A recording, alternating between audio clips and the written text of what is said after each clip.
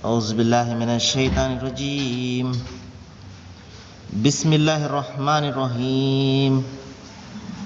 وإذ أخذنا ميثاق بني إسرائيل لا تعبدون إلا الله وبالوالدين إحسانا وذي القربى واليتامى والمساكين وقولوا للناس حسنا وأقيموا الصلاة وآتوا الزكاة ثم توليتم إلا قليلا منكم وأنتم معرضون.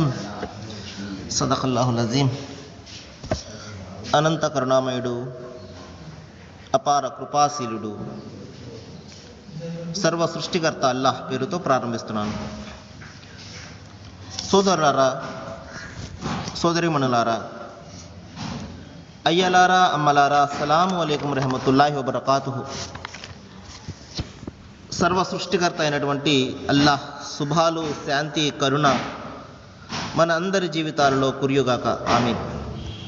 ఇంతవరకు మీ ముందు మానవులందరి మార్గదర్శక గ్రంథం దివ్య ఖురాన్ యొక్క 2వ అధ్యాయం నుండి 83వ వాక్యం యొక్క అరబీ మూలంను పఠించడం జరిగింది.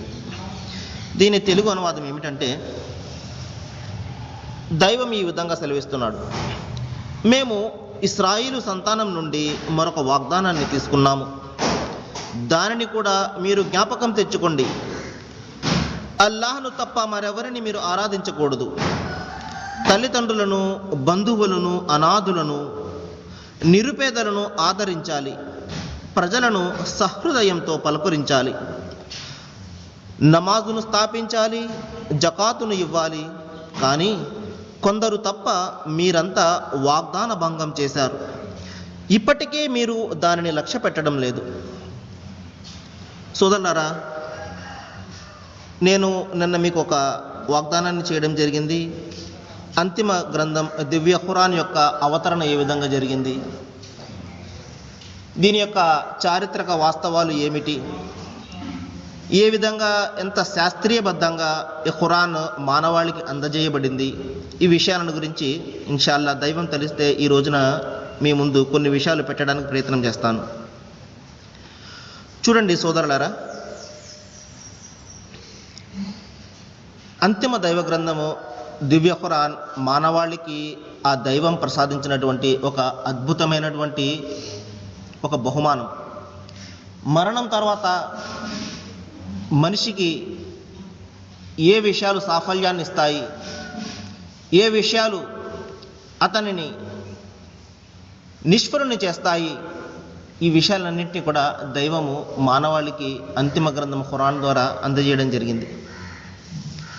మరి చూడండి, ఒక వ్యక్తి తన గమ్యస్థానానికి బయలుదేరాడు, ఒక చోటుకి వెళ్తున్నాడు. ఒక చోట వెళ్ళేసరికి అతనికి 4-5 దారులు కనిపించాయి. అతను గందరగోళంలో పడిపోయాడు. ఏ దారిలో నేను వెళ్ళాలి, ఏ దారి నన్ను సాఫల్యానికి తీసుకువెళ్తుంది, ఏ దారి నన్ను నా గమ్యస్థానానికి చేరవేస్తుంది, ఈ విషయాల గురించి అతను గందరగోళంలో, కన్ఫ్యూజన్లో పడిపోయాడు. ప్రతి దారి కూడా అతనికి సరిగ్గానే కనబడుతుంది, ప్రతి దారి కూడా తనను తన గమ్యస్థానానికి చేరుస్తుంది అని అతను భావిస్తున్నాడు. మరి ఇటువంటి పరిస్థితుల్లో ఒక చోట ఒక వ్యక్తి తన చేతిలో ఒక గ్రంథాన్ని తీసుకుని అతన్ని పిలుస్తున్నాడు. ఓ బాటసారి, నువ్వు నా వైపునకు రా, ఇదిగో ఈ దారి ఉంది చూసావు, ఈ దారిలో నువ్వు వెళ్ళు. ఈ దారిలో నువ్వు వెళ్ళినట్టయితే నీ గమ్యస్థానాన్ని చేరుకుంటావు, నీవు సాఫల్యాన్ని పొందుతావు. ఎందువలన అంటే ఈ దారి నీ పూర్వీకులు అవలంబించినటువంటి దారి, నీకు పూర్వం గతించినటువంటి సజ్జనులు, ప్రవక్తలు, సత్యసంధులు, వీరందరూ కూడా వెళ్ళినటువంటి దారి ఇది. కాబట్టి నువ్వు ఇందులో వెళ్ళినట్లయితే నీవు మంచి మార్గాన్ని పొందుతావు అని ఆ వ్యక్తి వారిని అందరినీ పిలిచి ఈ దారిలో వెళ్ళమని వాళ్ళకు చెప్పడం జరుగుతుంది. మరి ఇటువంటి వ్యక్తులను దైవము ప్రతి కాలంలోనూ ప్రతి జాతిలోనూ పంపించాడు. వాళ్ళనే మనము ప్రవక్తలు అంటున్నాము. మరి అతని చేతిలో ఉన్నటువంటి గ్రంథం ఉంది చూశారు, దానిని దైవ గ్రంథం అంటున్నాము. దైవము ప్రతి జాతిలో కూడా ఈ గ్రంథాన్ని పంపించాడు.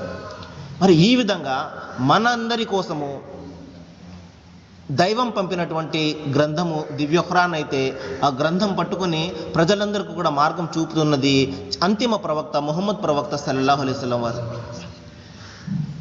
చూడండి, నేను నిన్న చెప్పడం జరిగింది, ప్రవక్త ముహమ్మద్ వారికి సల్లల్లాహు అలైహి వసల్లం దైవం ఆయనపై శాంతిని కురిపించుగాక 40వ సంవత్సరంలో దైవం ఆయన అంతిమ ప్రవక్తగా ఎన్నుకుని దివ్య ఖురాన్ యొక్క అవతరణ ప్రారంభించడం జరిగింది. మరి ఆయన ఒంటరిగా హిరా అనే ఒక గుహలో దైవాన్ని గురించి ధ్యానం చేస్తూ దైవం ఏ విధంగా ఆరాధించాలి, ఈ సృష్టికి కర్త ఒక్కడు అయితేనే ఇది సృష్టి అంతా సవ్యంగా నడుస్తుంది, ఆ ఒక్కడు ఎవడు, ఆయనను ఏ విధంగా ఆరాధించాలి, ఇటువంటి గందరగోళ పరిస్థితుల్లో ఆయన ఉన్నప్పుడు ఆయన వద్దకు ఒక దూత వస్తాడు. ఆ దూత వచ్చి ఆయనకు అంతిమ గ్రంథం దివ్య ఖురాన్ను బోధించడం మొదలు పెడతాడు. ఖురాన్లో 6236 వాక్యాలు ఉంటాయి. మొట్టమొదటిసారిగా 5 వాక్యాలను దైవం ఆయనపై అవతరణ ప్రారంభం చేశాడు. ఇఖ్రా బిస్మి రబ్బికల్లజీ ఖలక్, ఓ ప్రవక్త మీరు పఠించండి దైవం పేరుతోటి. ఆయన మిమ్మల్ని కరడుగట్టినటువంటి ఒక నెత్తుటి ముద్దతోటి ఆయన సృష్టించాడు.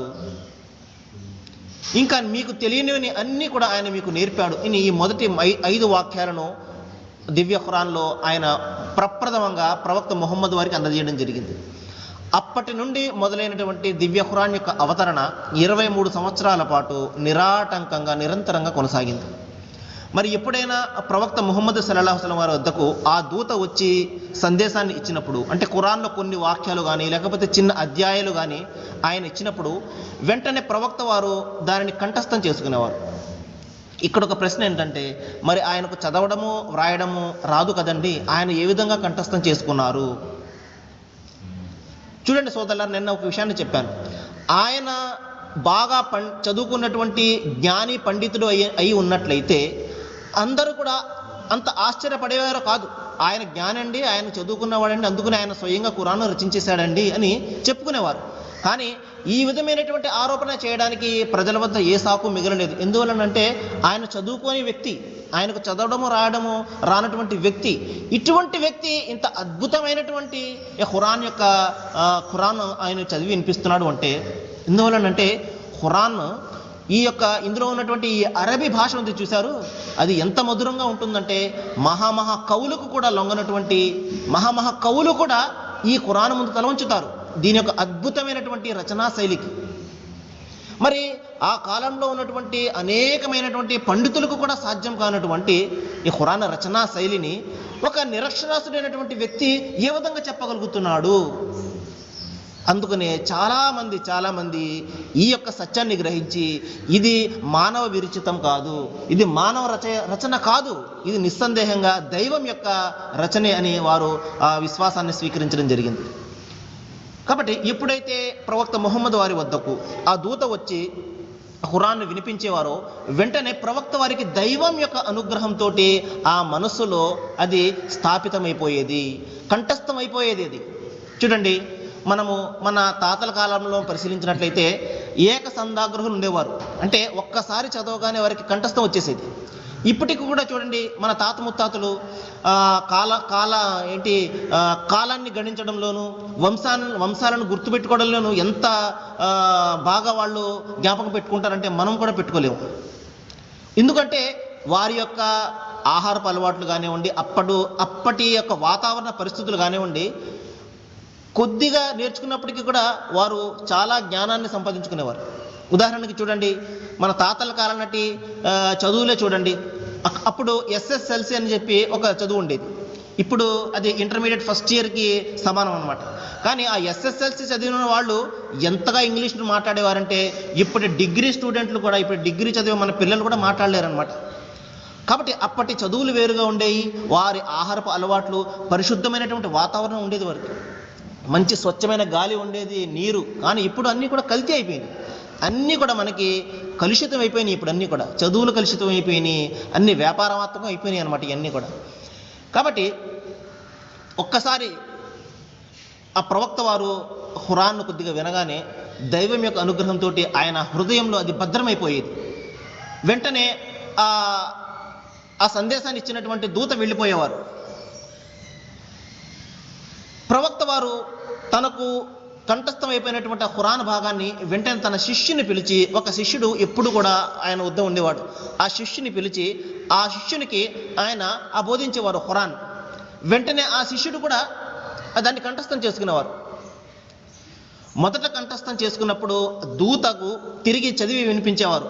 ఆ దూత ఈయన కరెక్ట్గా అర్థం చేసుకున్నారా, కరెక్ట్గా దీన్ని కంఠస్థం చేసుకున్నారా లేదా ఆయన మొదటిసారి చెక్ చేసేవారు. ఆ తర్వాత ఆయన వెళ్ళిపోగానే ప్రవక్త ముహమ్మద్ వారు తన శిష్యుని పిలిచి వాళ్ళ చేత కంఠస్థం చేయించేవారు. ఈ విధంగా ఖురాన్ అంతా కూడా కంఠస్థ రూపంలో హృదయాల్లో భద్రంగా ఉండేది. అప్పుడు దీని కూర్పు కూడా ప్రవక్త ముహమ్మద్ వారు ఏదైనా 2-3 వాక్యాలు అవతరించగానే దీనిని ఫలానా అధ్యాయం వెనుక దీన్ని చేర్చుకుని చదువుకో అని చెప్పేసి ఆజ్ఞాపించేవారు అనమాట. ఈ విధంగా ఖురాన్ పూర్తి కాగానే దీని యొక్క కూర్పు కూడా పూర్తి అయిపోయింది. కానీ ఇప్పుడు మన చేతుల్లో ఏ విధంగా అయితే ఖురాన్ ఉన్నదో దీని అవతరణ క్రమము ఆ విధంగా లేదు.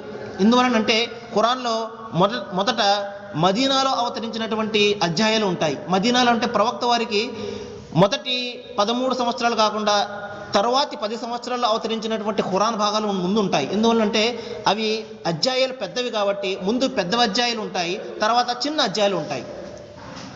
ఈ విధంగా ఈ కూర్పు అంతా కూడా ప్రవక్త ముహమ్మద్ వారికి ఖురాన్ను పూర్తిగా అవతరించడం జరిగిన తర్వాత దాని కూర్పు కూడా పూర్తి అయిపోవడం జరిగిందనమాట.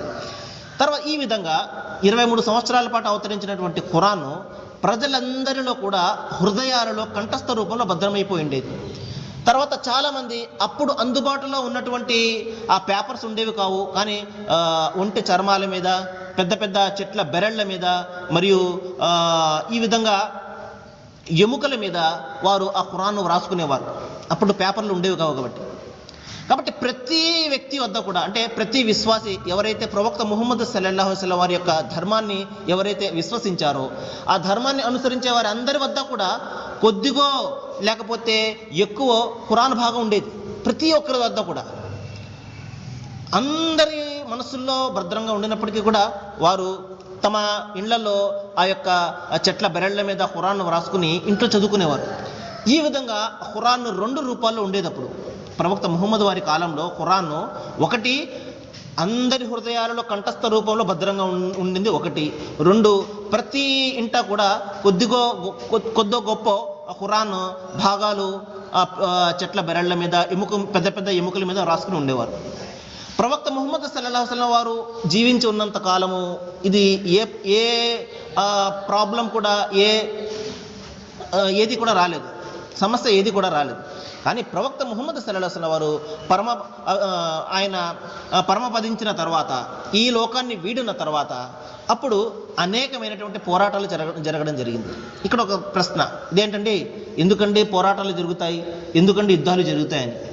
ఎప్పుడైతే మనిషి సత్యం మీద నిలబడతాడో, ధర్మం కోసం పాటుపడుతూ ఉంటాడో, ఆ ధర్మానికి వ్యతిరేకులైనటువంటి వ్యక్తులు సత్యాన్ని తిరస్కరించిన వారు ఏం చేస్తారంటే మొదట మాటలతోటి దాన్ని అడ్డుకుంటారు. మాటలతోటి అవ్వకపోతే చేతలతోటి అడ్డుకుంటారు. అది కూడా అవ్వకపోతే అణిచివేయడానికి ప్రయత్నం చేస్తారు. మరి అటువంటి పరిస్థితుల్లో ధర్మాన్ని కాపాడడం కోసము, సత్యాన్ని కాపాడడం కోసము ఆత్మ పోరాటం తప్పనిసరిగా చేయాలి. ఆత్మరక్షణ కోసం తప్పనిసరిగా పోరాటం చేయవలసి ఉంటుంది. ఇది అనాదిగా జరుగుతున్నటువంటి ఈ సంఘర్షణే. సత్యానికి అసత్యానికి, ధర్మానికి అధర్మానికి అనునిత్యం కూడా సంఘర్షణ జరుగుతూనే ఉంటుంది. ఆ రోజుల్లో కూడా ప్రవక్త ముహమ్మద్ వారి యొక్క ధర్మాన్ని, సహజమైనటువంటి ధర్మము, మానవులందరి దైవం ఒక్కడే అన్న ఈ ధర్మాన్ని అణిచివేయడం కోసము మరి ఎవరైతే ప్రయత్నం చేసేవారో వారికి వ్యతిరేకంగా ధర్మ పోరాటం కూడా చేయవలసి వచ్చింది. అటువంటి పరిస్థితుల్లో అనేకమైనటువంటి ఈ ఖురాన్ సంస్మరకర్తలు, ఖురాన్ను కంఠస్థం చేసుకున్న వారు అనేక మంది తమ ప్రాణాలను విడిచిపెట్టేయడం జరిగింది, అంటే యుద్ధాలలో చనిపోవడం జరిగింది. అప్పుడు ప్రవక్త శిష్యులు ఈ విధంగా ఖురాన్ సంస్మరణకర్తలు చనిపోతుంటే ఖురాన్ను ఏ విధంగా రక్షించాలి, ఈ విధంగా మరి ఖురాన్ అంతమైపోయే ప్రమాదం ఉన్నది కదా అన్న ఆలోచన వారికి వచ్చింది.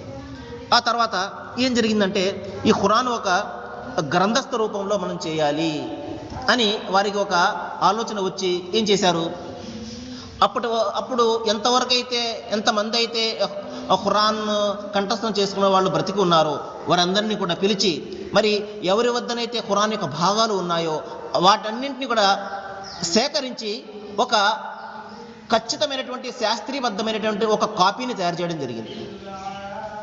ఖురాన్ కంఠస్థం ఎవరైతే చేసుకున్నారో వారందరినీ పిలిచి, మరి ఎవరి వద్దనైతే ఖురాన్ యొక్క భాగాలు ఉన్నాయో వాటినన్నింటినీ కూడా సేకరించి ఒక అథెంటికల్ కాపీని తయారు చేయడం జరిగింది. మరి ఆ కాపీని చూసి అనేకమైనటువంటి కాపీలను అప్పటి పరిస్థితుల్లో ఏదైతే వారికి అందుబాటులో ఉన్నదో, పేపర్ లేకపోయినప్పటికీ కూడా మరి అప్పటి పరిస్థితులు ఏదైతే అందుబాటులో ఉన్నదో వ్రాయడానికి, వాటి మీద ఈ ఖురాన్ను వారు వ్రాయడం జరిగింది. మరి అప్పుడు రాసినటువంటి ఖురాన్ను నేటికి కూడా 2 కాపీలు మన ప్రపంచంలో ఈ నేటికి కూడా లభ్యమవుతున్నాయి. అది ఒకటి రష్యాలోని తాష్కెంట్ మ్యూజియంలో ఒకటి ఉంది, అదేవిధంగా టర్కీలో ఇస్తాంబుల్ మ్యూజియంలో ఉంది. ఆ 2 కాపీలను తీసుకొచ్చి ఇప్పుడు నేను చదువుతున్నటువంటి ఖురాన్ను పరిశీలించినట్లయితే ఒక్క హల్లు కానీ ఒక అచ్చు కానీ ఏ మాత్రం కూడా పొల్లుపోకుండా ఉంటుంది. చూడండి ఎంత అద్భుతమైనటువంటి వ్యవహారము. ఎందువలనంటే కేవలం ఒక 50-100 సంవత్సరాలకు పూర్వం ఉన్నటువంటి గ్రంథాలే అనేకమైనటువంటి మార్పులకు చేర్పులకు లోనవుతూ ఉంటాయి మానవుల చేతుల్లో పడి. కానీ మన అదృష్టం చూడండి, దైవము అంతిమ గ్రంథాన్ని ఎటువంటి మార్పులకు లోను కాకుండా, ఎటువంటి చేర్పులకు అవకాశం లేకుండా ఈ యొక్క గ్రంథాన్ని రక్షించడం జరిగింది. ఎందువలనంటే ఇది అంతిమ గ్రంథము, దీని తర్వాత మరొక గ్రంథం వచ్చే అవకాశం లేదు కాబట్టి, మరొక మార్గదర్శక గ్రంథం వచ్చే అవకాశం లేదు కాబట్టి దీని యొక్క రక్షణ బాధ్యతను స్వయంగా దైవము స్వీకరించడం జరిగింది. కాబట్టి చూడండి సోదరులారా, ఎంత అదృష్టమైనటువంటి వ్యవహారం ఇది, మనము ఎంత అదృష్టవంతులమో. ప్రవక్త ఖురాన్ గురించి దైవము అంతిమ గ్రంథంలో ఈ విధంగా సెలవిస్తున్నాడు దీని యొక్క అద్భుతాన్ని గురించి.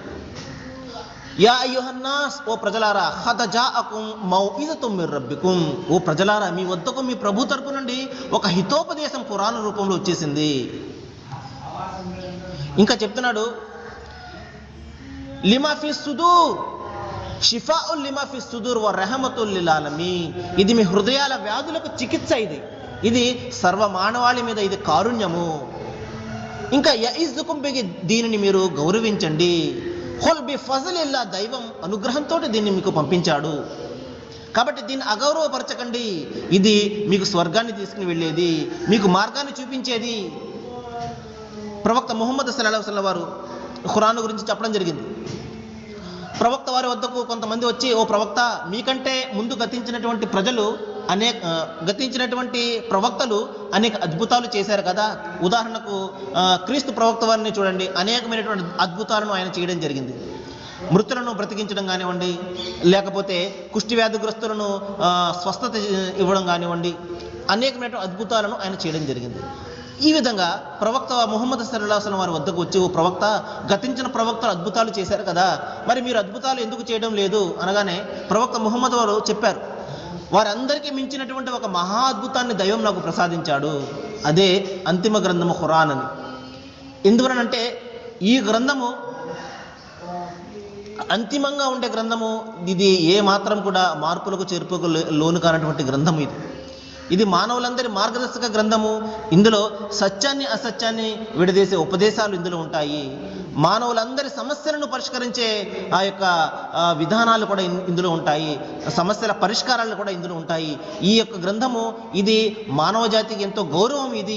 ఈ యొక్క గ్రంథానికి వారసుడుగా దైవము మనందరినీ కూడా చేయడం, ఇది మన ఎంత అదృష్టం ఒకసారి చూడండి. అందుకని ప్రవక్త ముహమ్మద్ వారు చెప్పారు, ఓ గ్రంథాన్ని పొందినటువంటి ఓ ప్రజలారా, అంటే మనందరిని ఉద్దేశించి, ఓ ఖురాన్ను పొందినటువంటి ప్రజలారా, ఈ ఖురాన్ని మీరు అగౌరవపరచకండి, మీరు ఎంత మాత్రం కూడా దీన్ని అగౌరవపాలు చేయకండి. అగౌరవపాలు అంటే దీన్ని మడతబెట్టి మన అలమారాల్లో దాచుకోవడము, చదవకుండా కేవలము కొన్ని పుణ్యకార్యాలకు మాత్రమే బయటకు తీసి కళ్ళకద్దుకుని తిరిగి పెట్టేయడము, ఇటువంటి వ్యవహారాల కోసము ఖురాన్ను దైవం ఎంత మాత్రం కూడా అవతరింపజేయలేదు. ఈ గ్రంథాన్ని అనుసరించి ఆచరించి సమాజాన్ని మార్చడానికే ఈ గ్రంథాన్ని దైవం మనకు పంపడం జరిగింది. ఇది కేవలము కొన్ని దుష్ట శక్తులను పారద్రోలడానికో, మెళ్ళో కట్టుకుని తిరిగి తాయెత్తుల రూపంలో మెళ్ళో కట్టుకుని తిరగడానికో దైవం దీన్ని పంపించలేదు. శుభకార్యాలు కళ్ళకద్దుకొని బహుమానాల రూపంలో ఇవ్వడానికి దైవం దీనిని పంపలేదు. దీని ఆధారంగా ఒక సత్య సందేశం జరగాలి, ఒక సమధర్మ స్థాపన ఈ ప్రపంచంలో జరగాలి. దీని నిమిత్తమే ఈ ఖురాన్ను దైవం పంపించడం జరిగింది. అందువల్ల ప్రవక్త వారు చెప్పారు, ఓ ఖురాన్ను పొందినటువంటి ప్రజలారా, ఖురాన్ అగౌరవాలు చేయకండి, దీన్ని మీరు పఠించండి, పఠించవలసిన విధంగా మధురమైన కంఠంతో పఠించండి. దీనిలో ఉన్నటువంటి వాక్యాలను మీరు లోతుగా అధ్యయనం చేయండి, పరిశీలించండి, పరిశోధించండి, అమలు చేయండి, దీన్ని ప్రచారం చేయండి, ప్రజలందరికీ తెలియజేయండి. దీని గురించి, సత్యాన్ని గురించి ప్రజలందరికీ తెలియజేయండి. ఎందుకంటే మంచి ఎవరు చెప్పినా కూడా ప్రజలందరూ కూడా స్వీకరిస్తారు. ఎందుకంటే ప్రజలందరూ కూడా మంచితనం ఉంటుంది. ఏమయ్యా నువ్వు చేస్తున్నది తప్పు, ఈ విధంగా చేయకూడదు అని ఎవరినైనా ఒక తప్పు చేస్తున్నావని మనం చెప్పామనుకోండి, అతను కొంచెం నొచ్చుకున్న తర్వాత ఆలోచిస్తాడు. అదేవిధంగా ఖురాన్ గురించి మనం ప్రజలకు చెప్తే వారు దాన్ని నిరాకరించరు. ఎందుకంటే సత్యాన్ని ప్రేమించేవారు ప్రజలందరూ కూడా. మంచి ఎవరు బోధించినా వారు అంగీకరిస్తారు, దాన్ని వారు ఆచరిస్తారు కూడా. కాబట్టి సోదరులారా, ఈ అద్భుతమైనటువంటి ఖురాన్కు వారసులుగా దైవం మనందరినీ కూడా చేయడం జరిగింది. ఇది మన అదృష్టం ఇది. కాబట్టి నేను దైవాన్ని ప్రార్థిస్తున్నాను, ఈ విధంగా ఇంత ఖచ్చితత్వంతో ఇంత శాస్త్రీయబద్ధంగా ఖురాన్ మానవాళికి దైవం అందజేయడం జరిగింది. కాబట్టి ఈ రోజున ఇస్లాం విమర్శకులు సైతము, ఖురాన్ను గట్టిగా విమర్శించేవారు సైతము కూడా ఈ రోజున దీని యొక్క శాస్త్రీయతను, దీని యొక్క అథెంటిసిటీని మెచ్చుకోకుండా ఉండలేకపోతున్నారు. మరి మానవ ప్రక్షిప్తాలకు లోను కాకుండా మానవ జాతికి అందజేయబడినటువంటి గ్రంథం ఏదైనా ఉంది అంటే అది ఖురానే అని వారు ఎంతో సత్యంతో వారు సాక్ష్యం ఇవ్వడం జరుగుతుంది. ఈ రోజున ఎవరు ముస్లింలు కాదు, ఎవరైతే ఖురాన్ను విమర్శిస్తారో, ఎవరైతే ఇస్లాంను విమర్శిస్తారో వారు ఈ రోజున ఖురాన్ గురించి ప్రశంసిస్తారు. కాబట్టి ఇటువంటి అద్భుతమైనటువంటి గ్రంథానికి వారసులుగా మనందరినీ కూడా చేశాడు. మన బాధ్యత ఏమిటంటే మన హృదయాల్లో ఉన్నటువంటి యొక్క వ్యాధులు పోవాలంటే ఈ గ్రంథాన్ని మన మనస్సులో మనము దీన్ని నిలుపుకోవాలి, దీని ప్రకారము ఆచరించాలి అంటే ముందు మనము దానిని అధ్యయనం చేయాలి, దాన్ని మనము చదవాలి. ఖురాన్ ప్రతి చోట కూడా ఈ రోజున అందుబాటులో ఉన్నది. మన బిలాల్ మస్జిద్లో కూడా అందుబాటులో ఉన్నది. అయితే ఇది ఫ్రీగా ఇవ్వడం ఎంత మాత్రం కూడా సాధ్యం కాదు. దీని యొక్క ధర 300 ఉన్నప్పటికీ కూడా మరి 180 రూపాయలకే మన బిలాల్ మస్జిద్ కమిటీ వారు దీన్ని అందజేయడం జరుగుతుంది. కాబట్టి ఎవరికైనా ఆసక్తి ఉన్నట్లయితే మీరు నిస్సంకోచంగా, ఎటువంటి సందేహపడకుండా మీరు బిలాల్ మస్జిద్కి వచ్చి మీరు అడిగినట్లయితే మీకు ఆ ఖురాన్ కాపీ అందజేయబడుతుంది. స్వచ్ఛమైన తెలుగులో ఇది ఉంటుంది. ఒక పక్క అరబీ భాష ఉంటుంది, మరొక పక్క దాని యొక్క అనువాదమైనటువంటి మనము ఏ విధంగా అయితే మాట్లాడుకుంటున్నామో అటువంటి వాడుక భాషలో ఈ ఖురాన్ అనువదించడం జరిగింది. మరి నేను దైవాన్ని ప్రార్థిస్తున్నాను, ఏ విషయాలైతే ఖురాన్ గురించి నేను మీకు చెప్పానో దీని గురించి ఇంకా మనం బాగా ఆలోచించాలని, ఖురాన్ పట్ల ఉన్నటువంటి అపోహలు కానీ అపార్థాలు కానీ ఏదైనా ఉంటే అవన్నీ కూడా మనలో తొలగిపోవాలని, మనము మంచి నిర్మలమైన మనస్సుతోటి ఖురాన్ అధ్యయనం చేయాలని, దాని ప్రకారం ఆచరించి మనము ఆ దైవాన్ని, అల్లాహ్ను మనము ప్రసన్నత చేసుకునే భాగ్యాన్ని దైవం మీకు నాకు మనందరికీ కూడా ప్రసాదించుగాక. వాఖిరు దావానా అల్హమ్దులిల్లాహి రబ్బిల్ ఆలమీన్. అస్సలాము అలైకుం.